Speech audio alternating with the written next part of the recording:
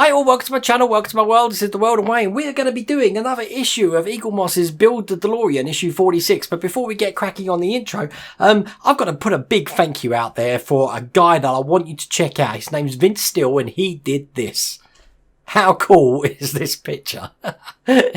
Listen, what I want you to do is go and visit him on his website. And I'm going to put a link in the description. There's a link here as well. But go over to his website and give him some love because that picture made my day. I've been so busy the last couple of days, which is why I haven't seen another Delorean video because my real life work is getting in touch in the way of my YouTube work. But I finally found an evening, that's why I'm a little bit dark and it's night outside, to complete issue 46. So here we have issue 46 of Eagle Moss's Build the Delorean.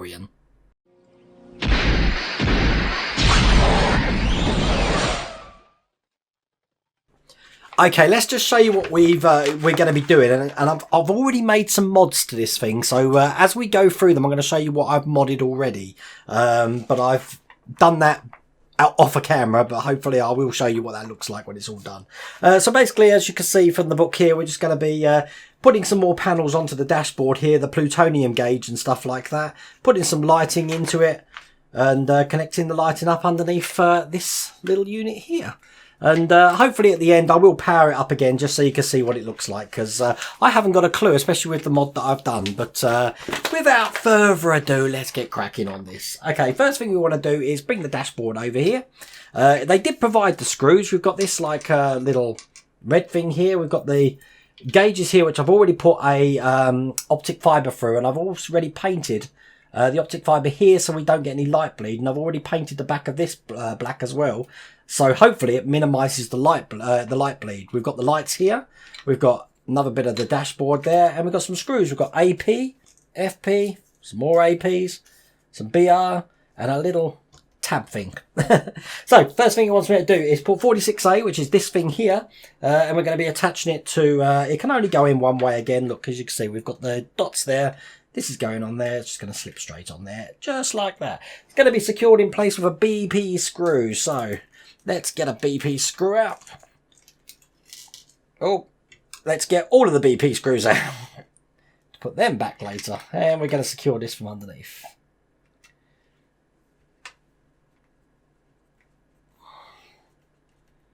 Only one screw securing that in, but that is step 2 done. So we can put that to one side because this is the bit we're going to have trickiness with now because this optic fibre is quite rigid. I'm not going to be able to put this light in the way it's going to want me to do.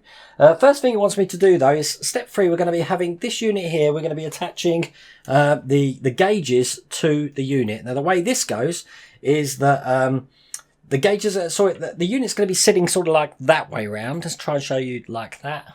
And this is going to be sitting in so that way round. And as you can see, we've got 2 little screw holes there, and this is going to be going in like that. It's going to be really fiddly because of this optic fibre for me. But once this is in, I'm sure I'll be able to manipulate a little better. So this is basically step 3. Step 4, we're going to be putting these in with AP screws. So I'm going to have to break that all apart while I open this packet of AP screws up. It's only 2 AP screws. There's only one in there. Let's open this one. Matter of fact, that one there doesn't look like an AP screw, I have to say. It looks a lot thinner than an AP screw, that pack I had there. Now, I've got obviously all of these in a screw box, but why do that when I don't have to open the screw box? Right, I'm going to load this up. Let's get this in, hopefully without breaking anything. Because I said it took ages to put that optic fibre in. I'm going to talk a little bit about the optic fibre in a second. Because someone gave me an idea, and I went ahead with that idea, and not only did it go really well, I've got a little bit of a tip for you. So we'll screw that one in first. And last but not least, we'll get the other one in. This is step 4.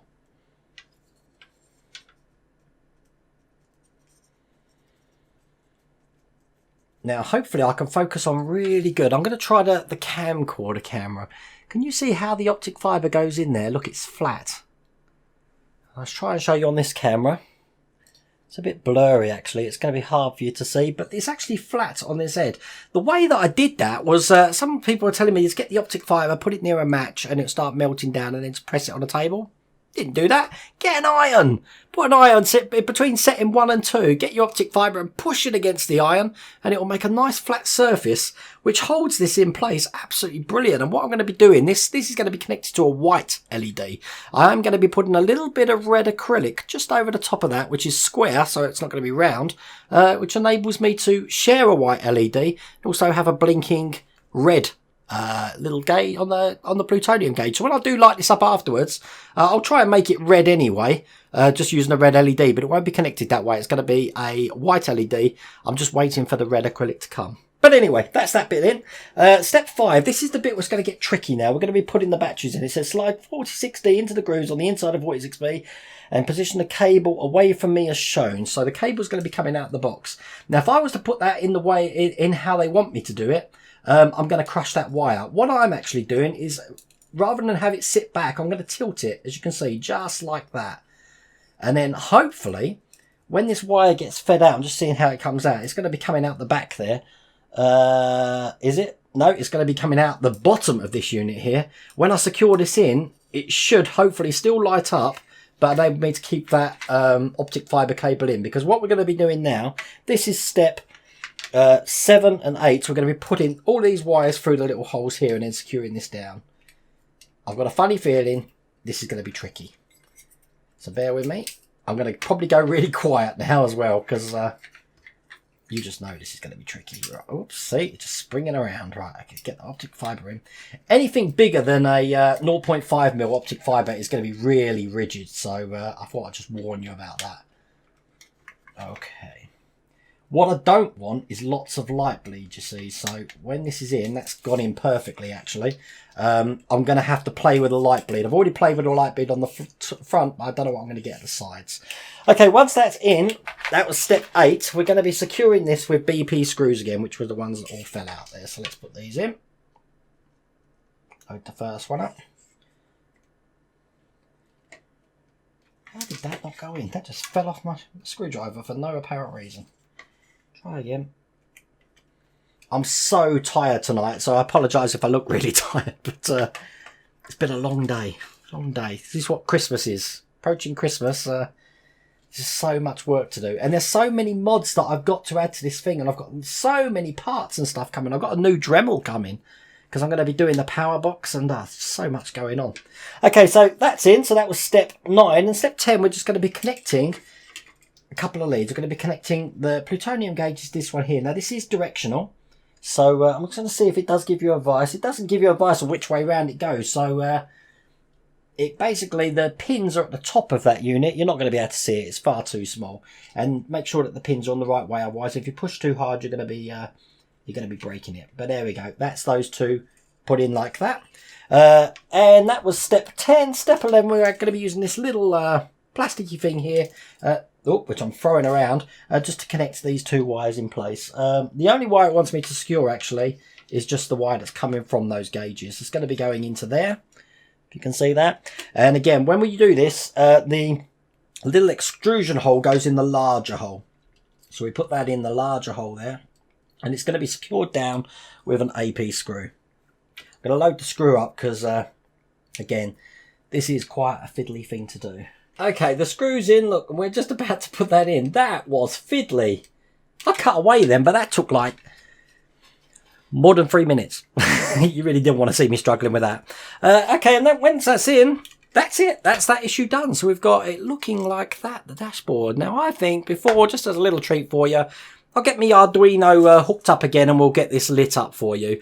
Just so you know that I am going to do a video of how I'm testing this. You can go a couple of ways. You can use your R2D2 if you're doing that build. Just plug some paper clips in the end there and stick them in.